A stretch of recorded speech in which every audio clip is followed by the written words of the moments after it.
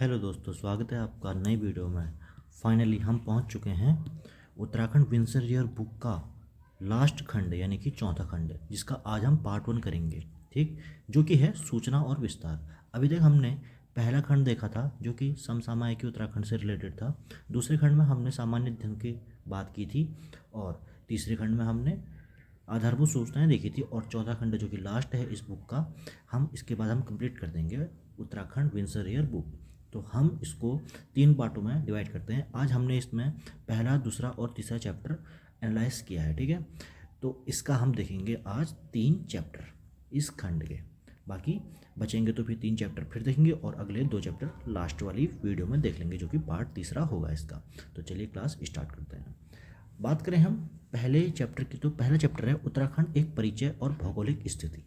तो हम बात करेंगे उत्तराखंड के परिचय की। तो 2027वां राज्य है, आप सभी को पता है। 9 नवंबर 2000 को ये बना था। रटी रटाई बातें हैं। ये हिमालय पर्वत के पश्चिम मध्य भाग में स्थित है। अब देखो ये क्या बोल रहा है, हिमालय पर्वत के पश्चिम और मध्य भाग में स्थित है। यहाँ पे हमारा जम्मू कश्मीर आ जाता है और इसके बाद यहाँ से लेके ये, एक सेकंड दोबारा बनाता हूँ, जो ये जम्मू कश्मीर है, इसके बाद रफ मैप है और उसके बाद नेपाल और फिर अरुणाचल प्रदेश। तो यहाँ से लेकर यहाँ तक हिमालय बटा हुआ है। तो ये पश्चिम और मध्य में, थोड़ा सा मध्य का हिस्सा है और थोड़ा सा पश्चिम। तो ये लोकेशन है उत्तराखंड की, इसलिए बोला है पश्चिम मध्य भाग में स्थित है। भौगोलिक दृष्टि से बात करें तो ये एक पर्वतीय राज्य है। जम्मू कश्मीर के केंद्र शासित प्रदेश बनने के बाद यहाँ हिमालय राज्यों में अब क्रम के इसमें 10वां स्थान हो गया है। ठीक है, बात करते हैं विस्तार और सीमा की। तो अक्षांश, अक्षांश क्या होते हैं? अब देखो, ग्लोब होता है जो, उसमें ये जो खड़ी रेखाएं होती हैं ये होती हैं देशांतर, और जो तिरछी रेखाएं होती है ये होती है अक्षांश। तो यहाँ पे है हमारा इंडिया, और इंडिया के भी ऊपर में है ये टॉप में उत्तराखंड। तो यहाँ पे बताया है इसका अक्षांश रेखा है। अब पहले देखते हैं हम उत्तराखंड का मैप। ठीक है, ये है हमारा उत्तराखंड का मैप। तो इसमें हम देखें तो ये बोल रहा है 28 डिग्री 43 मिनट उत्तरी अक्षांश से 31 डिग्री 27 मिनट तक। तो यहाँ पे जो सबसे नीचे वाली जो ये होगी ना इसकी अक्षांश रेखा, ये रेखा है इसकी 28 डिग्री 43 मिनट। और सबसे ऊपर वाली जो रेखा होगी ये होगी इसकी 31 डिग्री 27 मिनट। ठीक, और देशांतर की बात करें तो 77 डिग्री 34 मिनट से 81 डिग्री 02 मिनट तक। तो यहाँ पे जो पिछली वाली जो देशांतर रेखा होगी ये है इसकी 77 डिग्री 34 मिनट से, जो ये वाली रेखा होगी इसकी ये होगी 81 डिग्री 02 मिनट तक। इतना समझ में आया। क्षेत्रफल की बात करें तो इस पूरे एरिया का क्षेत्रफल कितना है? 53,483 वर्ग किलोमीटर है। लंबाई चौड़ाई की बात करें तो पूरब से पश्चिम की लंबाई कितनी है इसकी? 358 किलोमीटर है। यानी कि यहाँ पे पश्चिम से और ये पूरब का जो हिस्सा है ऐसे करके ये कितनी है? 358 किलोमीटर। और दक्षिण से, उत्तर से दक्षिण तक चौड़ाई इसकी कितनी है? यहाँ से लेके यहाँ तक की चौड़ाई इसकी 320 किलोमीटर है। यानी कि लंबाई ज़्यादा है, चौड़ा थोड़ा सा कम है। अब इसके बाद देखें, अब इसके बाद देखते हैं हम इसकी विस्तार और सीमाएं। विस्तार में बात करें तो ये बोल रहा है हमारा, देखो मैप से भी समझाना जरूरी है ना, क्योंकि मैप से ही समझ में आती है, चीज़ें याद हो जाती हैं। तो उत्तर में चीन है। तो अब ये देखिए, पहले मैप हम बड़ा कर लेंगे थोड़ा सा। नॉर्थ में क्या है? चाइना है। ठीक, चाइना हो गया। पूर्व में नेपाल हो गया, नेपाल हो गया। ईस्ट साइड में नेपाल हो गया। और पश्चिम साइड में हिमाचल प्रदेश है। पश्चिम साइड में यहाँ से लेकर यहाँ तक हिमाचल प्रदेश हो गया। और दक्षिण में उत्तर प्रदेश है। तो साउथ में क्या है? उत्तर प्रदेश है। ठीक है, तो ये हो गई इसकी आसपास की बॉर्डर। अब इसकी प्राकृतिक सीमाएं, उत्तर में तिब्बत है और उत्तर में तिब्बत हिमालय, पश्चिम में टॉस नदी और पूर्व में काली नदी है। कहने का मतलब है, ये कह रहा है कि नेचुरल, ये तो हो गई देश की रेखाएं अभी हमने जो बात करी। अब नेचुरल क्या है? तो उत्तर में क्या है? तिब्बत हिमालय है। पूरब में काली नदी तंत्र है। पश्चिम में यमुना नदी तंत्र है। ठीक है, अभी नदियों का भी हम देखेंगे तो उसमें भी अच्छे से आपको समझ में आ जाएगा। तो बात करते हैं इसके बाद प्रशासनिक विभाजन और प्राकृतिक क्षेत्र की हम बात कर रहे हैं। तो इसमें राज्य में कुल 13 जिले हैं, जिसमें 2 मंडलों में बटे हुए हैं, गढ़वाल मंडल और कुमाऊं मंडल। गढ़वाल मंडल में ज़्यादा जिला है, 7 जिले हैं। कुमाऊं में 6 जिले हैं, उत्तरकाशी, पौड़ी, टिहरी, रुद्रप्रयाग, चमोली, हरिद्वार और देहरादून। हमेशा कभी भी ना जिले वैसे तो हर किसी को याद ही रहते हैं, बट एक मैप में अपना एक दिमाग में मैप बना लीजिए कि सबसे टॉप में उत्तरकाशी है, उसके बगल में ही चमोली है, ठीक ऊपर है, और इसके बाद क्या है, पिथौरागढ़ है। यानी कि जो टॉप के डिस्ट्रिक्ट हैं ये कौन कौन से हैं, उत्तरकाशी, चमोली और पिथौरागढ़। और ऐसा भी क्वेश्चन पूछ लेते हैं कि अंतर्राष्ट्रीय सीमा से कौन से या कितने ज़िले मिलते हैं, तो अंतर्राष्ट्रीय सीमा से मिलते हैं टोटल 5 ज़िले। कौन से, एक मिलता है उत्तरकाशी जो कि चाइना से मिलता है, चाइना तिब्बत से, चमोली भी चाइना तिब्बत से, पिथौरागढ़ भी चाइना तिब्बत से, और चंपावत मिलता है नेपाल से, और उधम सिंह नगर मिलता है नेपाल से। यानी कि 3 ऊपर के हो गए, 2 साइड के हो गए, तो 5 डिस्ट्रिक्ट ऐसे हैं जो कि इंटरनेशनल बॉर्डर से मिलते हैं। इसके बाद हम बात करें तो ये बोल रहा है, अब इसके बाद हमने प्राकृतिक सीमा की बात हमने कर ली है। अच्छा यहाँ भी कर ले हमने। अच्छा हम देख रहे थे डिस्ट्रिक्ट के बाद हम करें तो उत्तरकाशी ऊपर है, चमोली ऊपर है, उसके ठीक बीच में कौन है, रुद्रप्रयाग है, ठीक है। उसके बाद नीचे टिहरी गढ़वाल है, और सबसे नीचे है पौड़ी गढ़वाल। सबसे नीचे का मतलब कि राज्य में सबसे नीचे जो कि यूपी के बॉर्डर से कौन लगता है, पौड़ी गढ़वाल। और देहरादून आप सभी को पता है यहाँ पे है, और हरिद्वार तो अलग से निकला हुआ है। हरिद्वार के जैसे ही उधम सिंह नगर भी निकला हुआ है। उधम सिंह नगर के ठीक ऊपर में नैनीताल है, नैनीताल के ठीक बगल में चंपावत है, चंपावत और नैनीताल के ऊपर में अल्मोड़ा, बागेश्वर है 3 डिस्ट्रिक्ट के बीच में, चमोली, अल्मोड़ा और पिथौरागढ़ है सबसे कोने में। ठीक हो गया। एक क्वेश्चन और बनता है, सबसे ज़्यादा जो डिस्ट्रिक्ट टच किससे होता है, तो वो होता है पौड़ी गढ़वाल से। देखते हैं, हरिद्वार, देहरादून, टिहरी गढ़वाल, रुद्रप्रयाग, चमोली, अल्मोड़ा, नैनीताल। तो कितने से हो रहा है, 1 2 3 4 5 6 7, तो ये 7 डिस्ट्रिक्ट से टच होता है पौड़ी गढ़वाल का। ठीक है। अब हम बात करते हैं आगे है इसका प्राकृतिक विभाजन में, राज्य को दक्षिण से उत्तर की ओर 7 भागों में बांटा जा सकता है। इसमें गंगा का मैदान, तराई। अच्छा अब ये कैसे बांटते हैं, अब ये भी देख लेते हैं। तो ये बांटते हैं 7 भागों में, कह रहा है ना। तो हम देखते हैं पहले कौन सा है पहला भाग। इसका पहला भाग है दक्षिण से उत्तर की ओर, 7 भागों में बांटा है। इसमें गंगा का मैदान आता है। सबसे पहले देखो, गंगा यहाँ से निकलती है, यहाँ पे देवप्रयाग में गंगा बनती है, इसके बाद ऐसे निकलते हैं। तो ये जो एरिया है ना पूरा, यहाँ से लेके यहाँ तक का ऐसे करके, तो ये हो गया गंगा का मैदान हो गया। ठीक है। उसके बाद आता है उसके ऊपर तराई भाबर आता है, इसको पेन से बना लेते हैं। ये आ गया गंगा मैदान, आ गया यहाँ तक इतने में। फिर उसके बाद आ गया तराई भाबर आ गया, ये वाला एरिया तराई भाबर का आ गया। अब इसके बाद देखो गंगा का मैदान, एक सेकंड, जस्ट एक सेकंड, हाँ ये हो गया आपके गंगा का मैदान।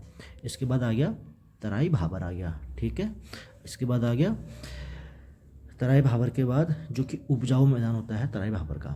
इसके बाद देखें तो शिवालिक पहाड़ियाँ, ठीक है, शिवालिक पहाड़ियाँ हैं। शिवालिक पहाड़ी को हम बना लेते हैं अलग कलर से, तो ये आ गया हमारे शिवालिक पहाड़ियाँ। ठीक है। और ऐसा भी क्वेश्चन आ जाता है कि हिमालय है, हिमालय के सबसे जो निचली श्रेणी है वो कौन सी है, शिवालिक की ही है।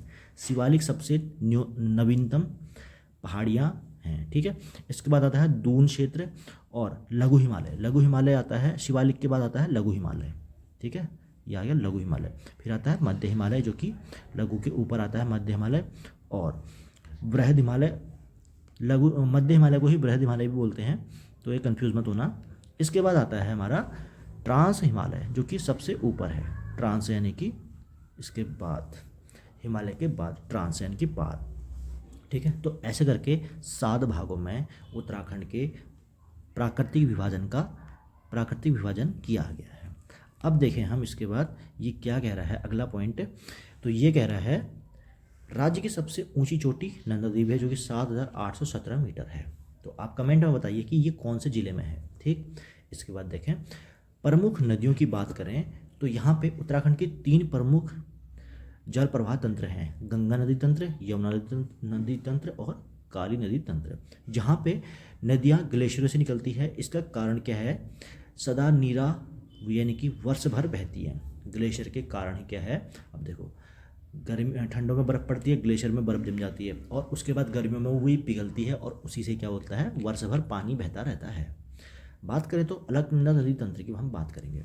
तो यहाँ पे अलकनंदा की बात करें तो ये है अलकनंदा, एक सेकेंड, अलकनंदा की है नदी तंत्र ये है। अब इसमें बोला है पहले हम पढ़ लेते हैं। सतोपंथ शिखर के ग्लेशियर से निकलती है, यानी कि सतोपंथ ग्लेशियर से निकलती है। विष्णु गंगा भी कहते हैं इसको। पंचप्रयाग इसी के तट पर है। अब इसको डिटेल से देखते हैं हम मैप वाइज, ठीक है। तो अलकनंदा नदी तंत्र में सबसे पहले क्या है, देखो यहाँ पे सतोपंथ ग्लेशियर है, यहाँ से निकलती है, जिसको क्षीर सागर भी बोलते हैं। ये बाघ हिमनद के बगल में ही है।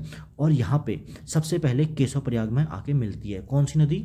सरस्वती नदी, ठीक है। लेकिन ये पंचप्रयाग का हिस्सा नहीं है। केशव प्रयाग जो है वो पंचप्रयाग का हिस्सा नहीं है।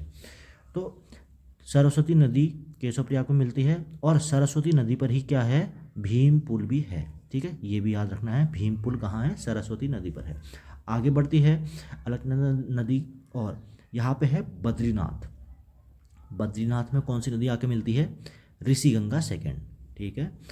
जो कि इसके बाद आगे बढ़ते हुए नदी बाएं साइड से लक्ष्मण गंगा मिलती है गोविंद घाट पे, ठीक है। और उसके बाद आगे बढ़ते हुए पहला जो पंच प्रयाग है वो कौन सा है? विष्णु प्रयाग है। अभी मैं इनको याद कैसे करते हैं वो भी बताऊंगा।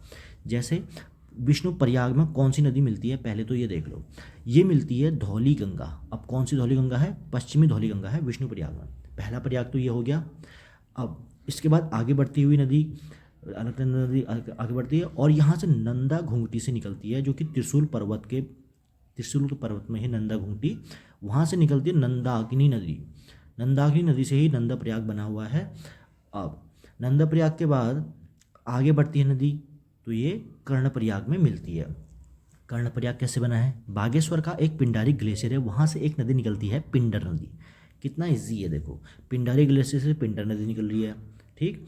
तो वहाँ से, और नंदा घुंघटी से नंदाग्नि नदी, नाम से ही मतलब रिलेट कर रखा है इन्होंने। तो कर्णप्रयाग में मिल जाती है। अब गंगा नदी, फिर अलकनंदा नदी आगे बढ़ते हुए कहाँ पे मिलती है? रुद्रप्रयाग में। किससे मिलती है? ये मिलती है मंदाकिनी नदी से, ठीक है।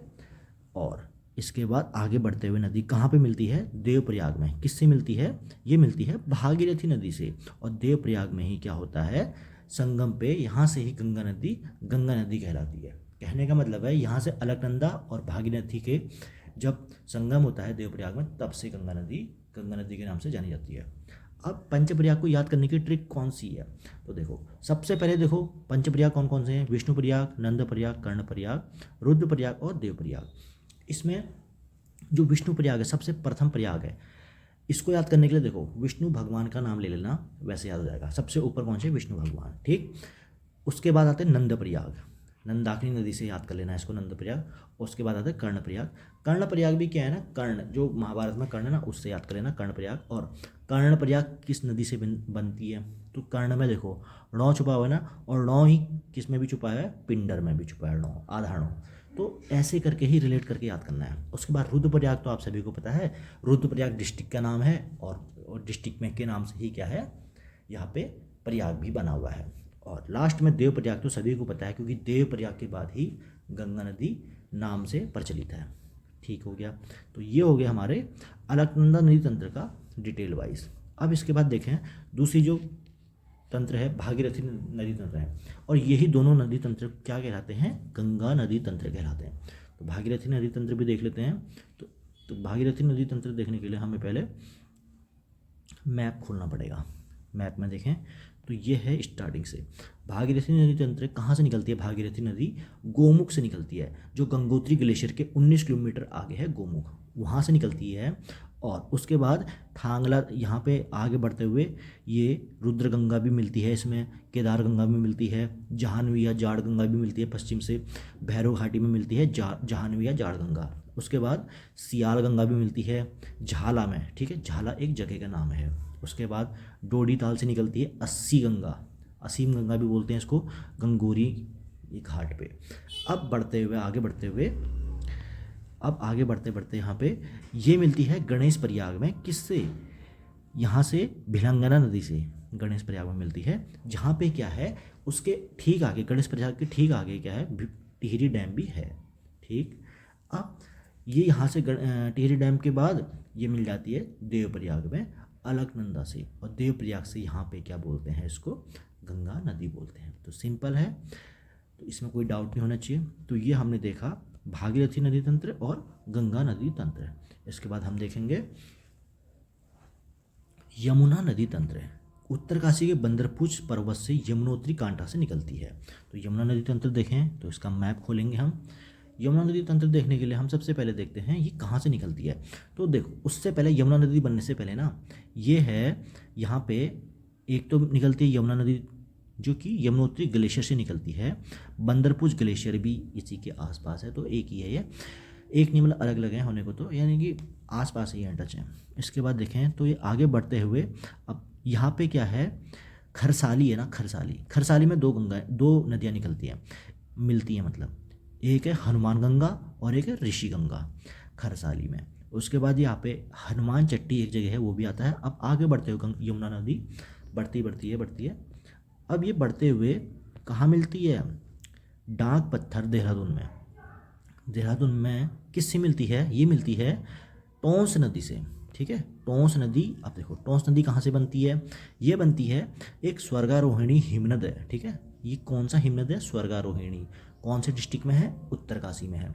स्वर्गारोहिणी हिमनद से निकलती है सुपिन नदी। अब देखो, रूपिन और सुपिन दोनों बहनें हैं। बहनें मैं क्यों कह रहा हूँ, क्योंकि एक जैसे नाम है ना, बहनें बोल दिया, क्या दिक्कत है याद करने के लिए। रूपिन और सुपिन एक जैसे हैं, लेकिन रूपिन निकलती है डोडा क्वार से, जो कि हिमाचल प्रदेश में पड़ता है। ध्यान देना, रूपिन नदी है हिमाचल प्रदेश से निकलने वाली, और जो सुपिन नदी है स्वर्गारोहिणी से। अब कैसे याद करेंगे, सुपिन में 100 छुपा हुआ है और स्वर्गारोहिणी में भी 100 छुपा हुआ है, तो 100 से 100 याद कर लेना, आराम से याद हो जाएगा। रूपिन और सुपिन मिलती है नेटवार में। ठीक है, नेटवार है, अच्छे से दिख नहीं रहा, ब्लर हो गया है इमेज। तो नेटवार में रूपिन और सुपिन मिलती है, और ये यहाँ से बनती है टोंस नदी। अब नेटवार से मिलने के बाद ये टोंस या तमसा नदी बन जाती है। यहाँ पे पावर नदी भी मिलती है, छोटी मोटी नदियाँ तो मिलते रहती हैं, इनको देखने की जरूरत नहीं है। अब ये आगे बढ़ते बढ़ते कहाँ मिलती है, डाक पत्थर पे, किससे, यमुना नदी से। ठीक है, समझ में आ गया। यमुना नदी से मिलने के बाद ये यहाँ से घूमते घूमते रामपुर मंडी से होते हुए रामपुर मंडी में शक्ति नहर है। ये आसन नदी भी यहाँ से मिलती है इसमें, और ये ढालीपुर एक जगह है, ढालीपुर से ये यूपी में चले जाती है। ठीक, तो ये इतना था हमारा यमुना नदी का तंत्र, तो ये समझ में आया होगा आपको। इसके बाद देखें हम तो काली नदी तंत्र, जो कि हमारा क्या है, उत्तराखंड राज्य की सबसे पूर्ववर्ती नदी है। पहले इसके बारे में पढ़ लेते हैं हम।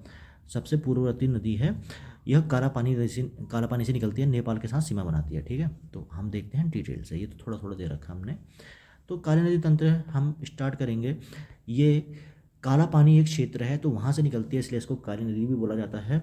अब एक ऐसा नहीं कि काली है नदी, है या नॉर्मल है, बस नाम से जाना जाता है ना।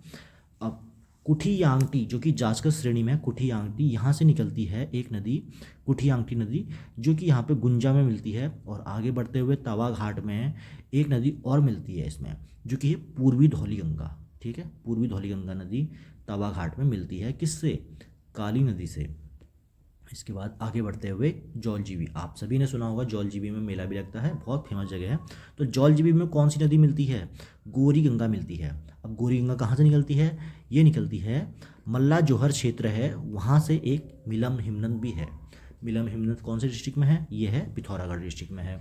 तो मिलम हिमनद से निकलती है, मिलम हिमनद से रालम, और ये निकलती है गौरी गंगा बनते हुए जौलजीबी में मिल जाती है। ठीक, इसके बाद आगे बढ़ेगी ये नदी, यहाँ से चमेलिया नदी, मतलब बहुत सारी नदी, रूपालीगढ़, ये सारी नदियाँ नेपाल से मिलती है। रामगुन ऐसे करके छोटी मोटी नदियाँ हैं।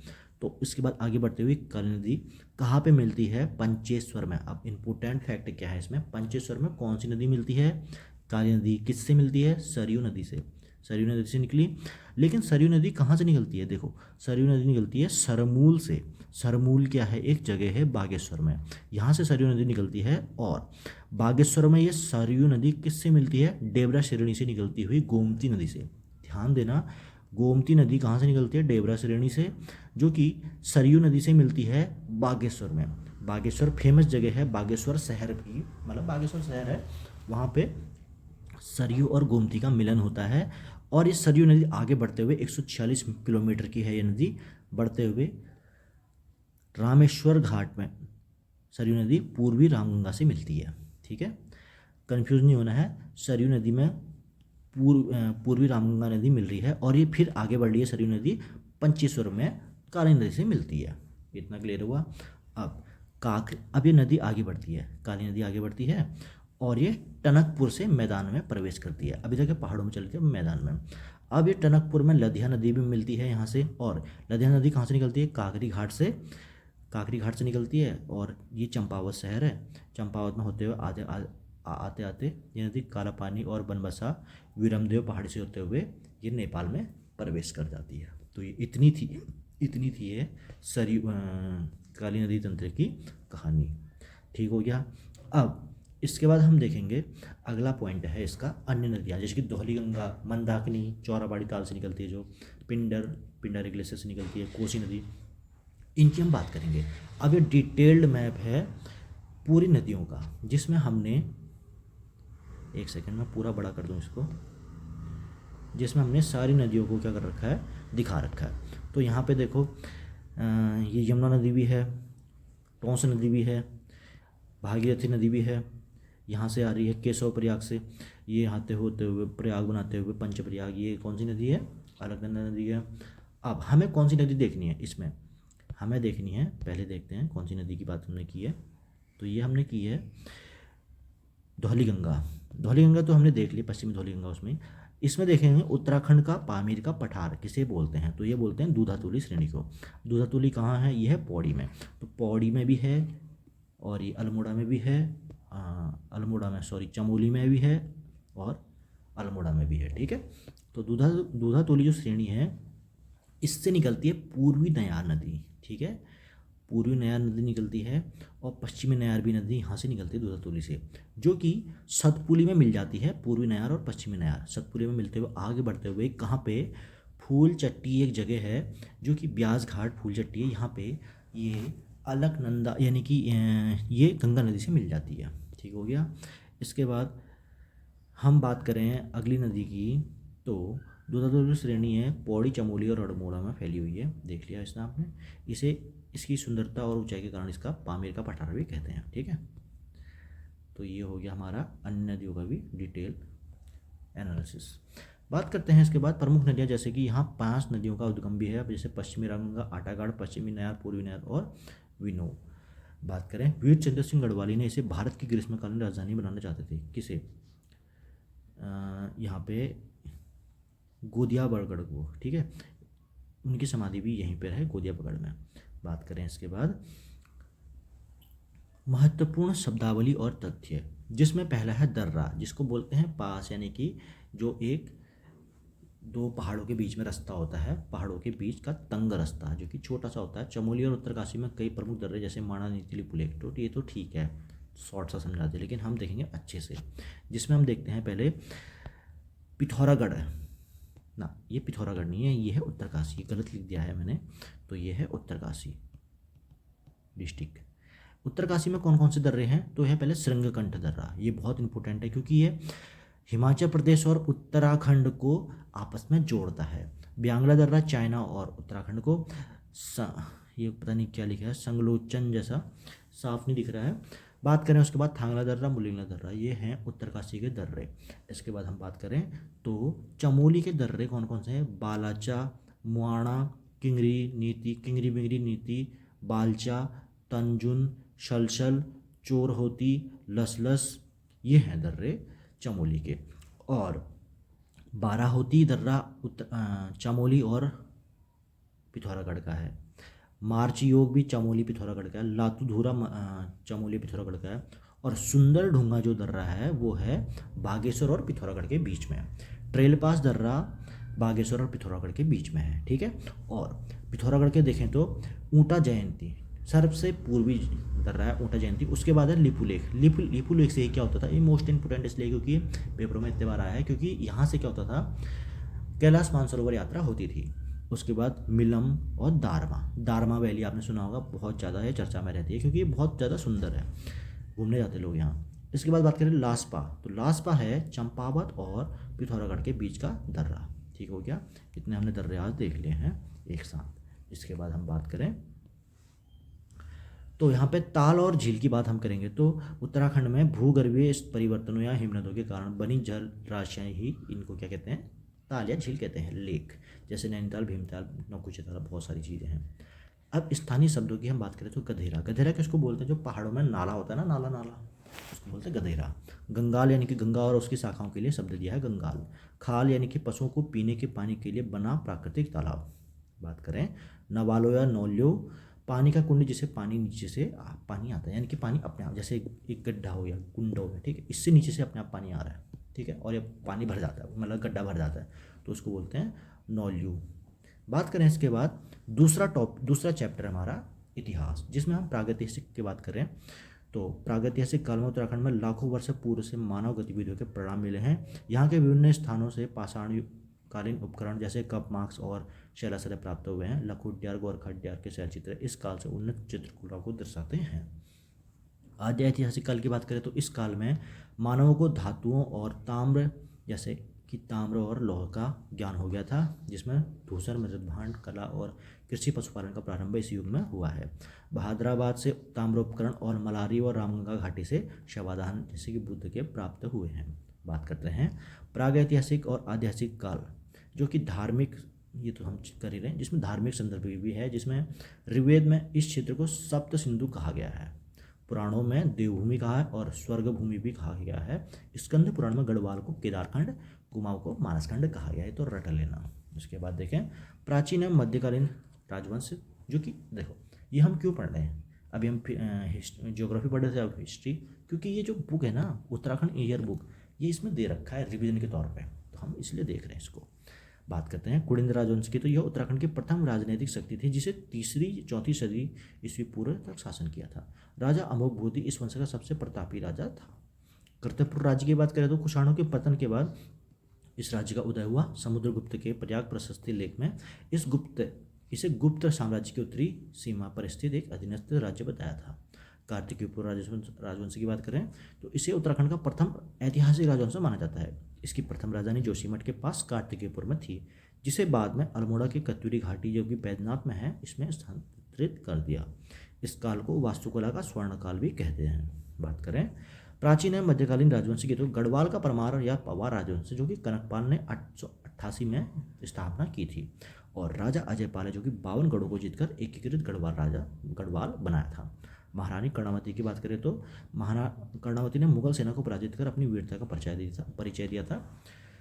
बात करते हैं कुमाऊं का चंद राजवंश, जो कि इसकी स्थापना राजा थोरचंद या सोमचंद द्वारा की गई है। इन्होंने चंपावत को अपनी पहली राजधानी बनाया और बाद में अल्मोड़ा में शासन किया। बात करें गोरखा और अंग्रेजी शासन की, तो गोरखा शासन, जो कि 1790 में कुमाऊं में और 1804 में खुड़बड़ा के युद्ध के बाद प्रद्युम्न शाह को हराकर गढ़वाल का अधिकार कर लिया। इसके दमनकारी शासन को क्या कहते हैं, गोरखियाड़ी कहते हैं। क्रूर शासक था बहुत ज़्यादा गोरखा काल। बात करते हैं अंग्रेजी शासक, जो कि 1815 में सुगौली की संधि के बाद अंग्रेजों ने गोरखाओं को पराजित किया। इसके बाद उत्तराखंड 2 भागों में बंट गया, ब्रिटिश गढ़वाल और कुमाऊं और टिहरी रियासत। अंग्रेजों ने प्रशासनिक सुविधा के लिए अल्मोड़ा और नैनीताल जैसे जनपदों का गठन किया था। इसी क्रम में स्वतंत्रता संग्राम की बात करें तो 1857 में कालू मेहरा ने प्रथम क्रांतिकारी संगठन बनाया और 1930 में वीर चंद्र सिंह गढ़वाली ने पेशावर कांड को अंजाम दिया था। 1942 के भारत छोड़ो आंदोलन में सल्ट क्षेत्र की भूमिका महत्वपूर्ण है, जिसे गांधी जी ने कुमाऊं का बारदोली भी कहा था। टिहरी रियासत की बात करें तो टिहरी रियासत का विलय कब हुआ था, 1 अगस्त 1949 को टिहरी रियासत का भारत में विलय हो गया था, श्रीदेव सुमन के बलिदान और प्रजामंडल के आंदोलन के बाद। इसके बाद हम देखें पृथक राज्य आंदोलन की बात करें तो 1950 के दशक से उत्तर प्रदेश से अलग पहाड़ी राज्य की मांग शुरू की गई थी, जिसमें खटीमा, मसूरी और रामपुरती राहा जैसे हिंसक संघर्षों के बाद सरकार ने जन भावनाओं को स्वीकार किया और 9 नवंबर 2000 को उत्तराखंड भारत के 27वें राज्य के रूप में अस्तित्व में आया। ठीक हो गया। अब तीसरा चैप्टर है हमारा उत्तराखंड राज्य आंदोलन, जिसमें हम पहले बात करें तो पहला टॉपिक है प्रशासनिक विभाजन और जिलों का गठन, जो कि 1815 में सुगौली की संधि के बाद अलकनंदा नदी के पूर्वी भाग का नियंत्रण ईस्ट इंडिया कंपनी के पास चला गया, जबकि पश्चिमी भाग, जो कि टिहरी गढ़वाल वाला है, पवार वंश के अधीन ही रहा था। ब्रिटिश गढ़वाल की बात करें तो प्रथम राजधानी श्रीनगर बनाई थी।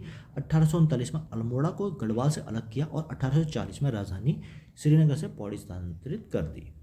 1854 की बात करें तो नैनीताल को कुमाऊं मंडल का मुख्यालय बनाया था। 1890 की बात करें तो अल्मोड़ा जनपद को विभाजित कर अल्मोड़ा और नैनीताल नाम के 2 जिले बनाए थे। बात करते हैं प्रशासनिक, इसमें 24 फरवरी 1960 को प्रशासनिक विस्तार करते हुए उत्तरकाशी जो कि टिहरी गढ़वाल में है से, चमोली जो कि पौड़ी गढ़वाल से, और पिथौरागढ़ जो कि अल्मोड़ा से जिलों का गठन किया, यानी कि 24 फरवरी 1960 को। 1 जनवरी 1970 को चमोली, पौड़ी, टिहरी और उत्तरकाशी जनपदों को मिलाकर गढ़वाल मंडल की स्थापना की गई थी। 1975 में देहरादून में मेरठ मंडल से हटाकर गढ़वाल में शामिल किया। 15 सितंबर 1997 को पिथौरागढ़ से चंपावत को, अल्मोड़ा से बागेश्वर को और चमोली से रुद्रप्रयाग को नए जिले बनाए थे। इससे क्वेश्चन आता है, ठीक है। बात करते हैं 1995 में नैनीताल जनपद को विभाजित कर उधमसिंह नगर बनाया गया था। और 3.2 टॉपिक देखते हैं हम, ऐतिहासिक तिथिक्रम, यानी कि क्रोनोलॉजी देखेंगे, उसमें डेट वाइज क्या क्या हुआ। तो पहला देखते हैं प्राचीन काल की बात हम करें तो 6ठी शताब्दी ईस्वी पूर्व के दौर में मध्य हिमालय में नागों और कुड़िंदों की विभिन्न शाखाओं का शासन था, जिसमें 324 से 300 ईस्वी पूर्व की बात करें तो मध्य मौर्य सम्राट चंद्रगुप्त के समय हिमालय राजा प्रवर्तक से मैत्री संधि के कारण यहाँ क्षेत्र में एक सीमांत राज्य बना। 273 से 236 की बात करें तो सम्राट अशोक के शासनकाल के दौरान कुड़िंदों की यहाँ स्वतंत्र सत्ता थी। 200 से 300 ईस्वी के बीच अमोघ बोधि प्रकार की मुद्राएं इस क्षेत्र में कुड़िंद सत्ता की पुष्टि करते हैं। 560 से 630 की बात करें तो ब्रह्मपुर में पौरव राजवंश का शासन रहा है। 700 ईस्वी में कार्तिकेय राजवंश की स्थापना हो गई थी बसंत ऋतु के उत्थान के आधार पे। अब बात करते हैं 820 के बाद आदि गुरु शंकराचार्य ने श्री केदारनाथ धाम में अपना शरीर त्याग दिया था। 888 में राजा कनकपाल ने उत्तर गढ़वाल और चांदपुर में, ठीक है, ये सब देखो आप स्क्रीनशॉट ले लो और खुद ही भी पढ़ सकते हो, इसमें क्या बताएं, है ना, सब फैक्ट हैं ये सारे के सारे, तो टाइम वेस्ट नहीं करना है। इसी क्रम में आधुनिक काल की ओर से 1790 में बता दिया, 10 बार बता दिया, कुमाऊं में गोरखाओं का अधिकार हो गया था, ठीक है। 1804 में खुड़बुड़ा के युद्ध में महाराजा प्रद्युम्न शाह की वीरगति के पूरे गढ़वाल पर गोरखाओं का अधिपत्य होगा, ठीक है। ये सारे फैक्ट हैं, मतलब किताब में दे रखा है, हमें ये ना व्यूज़ के चक्कर में थोपना नहीं है, बस ये किताब में दे रखा है तो दोबारा हमने कर दिया। अब शुरुआती चरण और प्रारंभिक संगठन की बात करें तो 1916 से 1926 में गठित कुमाऊं परिषद और कांग्रेस में विलय हो गया था, जिसमें गोविंद बल्लभ पंत और बद्रीनाथ पांडे जैसे प्रमुख नेता थे। 1938 में श्रीदेव सुमन ने दिल्ली गणदेव सेवा संघ की स्थापना की थी। 1946 में बद्रीनाथ पांडे ने पर्वतीय क्षेत्र के लिए अलग प्रशासनिक इकाई की मांग की थी। 1952 में कम्युनिस्ट नेता PC जोशी ने पृथक राज्य का ज्ञापन भारत सरकार को सौंपा था। चंद्र सिंह गढ़वाली ने नेहरू के सामने योजना रखी थी। अब बात करते हैं प्रारंभिक संगठन की, तो 1957 में टेरी नरेश मानवेय शाह ने आंदोलन को पुनर्जीवित किया। योजना आयोग के TT कृष्णमाचारी ने पहाड़ी क्षेत्रों की समस्या पर ध्यान दिया। और 1967 में रामनगर में पर्वतीय राज्य परिषद का गठन किया। 1968 में ऋषि वल्लभ सुंदरियाल के नेतृत्व में दिल्ली में प्रदर्शन हुआ। 1969 में उत्तर प्रदेश सरकार ने पर्वतीय विकास परिषद का गठन किया, ठीक है। ये फैक्ट हैं सारे, आप देख सकते हो इसको, ये भी सेम हुई है। अच्छा, ये तो शायद मेरे ख्याल से, इसके बाद देखते हैं एक अच्छा टॉपिक था इसमें, ये भी फैक्ट हैं, सारे फैक्ट हैं, आप इनको स्क्रीनशॉट लेके देख सकते हैं, बाकी PDF हम टेलीग्राम में डाल देंगे। अब ये भी सारे फैक्ट हैं। अब प्रमुख समतित्व ये जो गठन है इसकी हम बात करते हैं, जिसमें कुमाऊं परिषद की बात करें तो 1916 में गढ़वाल जागृत संस्था, 1939 में पर्वतीय राज्य परिषद, 1967 में कुमाऊं राष्ट्रीय मोर्चा, 1970 उत्तराखंड क्रांति दल UKD जो कहते हैं आज के दिन में, 1979 उत्तराखंड संयुक्त संघर्ष समिति, 1989 उत्तराखंड पीपल्स फ्रंट, 1994 में। तो ये थी छोटी सी क्लास किस चीज़ की है, विनसरे बुक के जो हमारा चौथा खंड है, यानी कि लास्ट खंड है हमारा, उसके हमारे फर्स्ट, सेकंड और थर्ड चैप्टर हमारे कंप्लीट हो गए हैं। अब हम देखेंगे उत्तराखंड में महिलाएं, वीर प्रस्तुता भूमि के महान नायक और प्रमुख बोलियों की हम बात करेंगे अगले भाग में। तब तक के लिए थैंक यू।